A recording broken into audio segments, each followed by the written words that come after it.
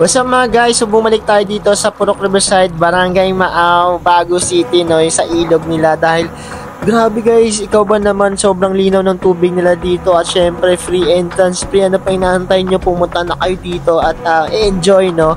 Sobrang solid talaga dito, relaxing place at the same time, no. At sinamahan ko na pala ng pagkain dyan, no, at tubig para mag-relax ulit at magmuni-muni, no.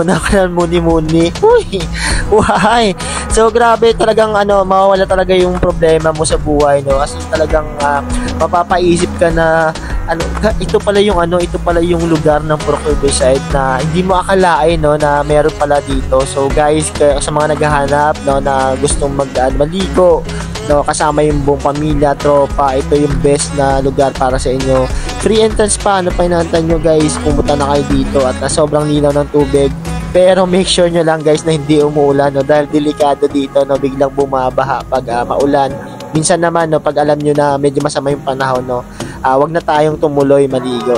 Guys, napapaisip nga pala ako dito, no, na maging kontento lang pala tayo sa isang bagay, no, dahil alam nyo yung contentment na sa sarili mo na, or kung ano yung meron sa paligid natin ay pala, no, yun yung magpapasaya sa atin.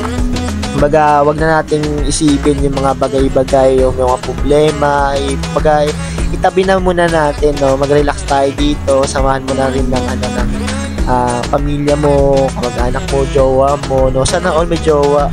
Why? Ayun lang guys, so maraming salamat sa panonood. Bye-bye!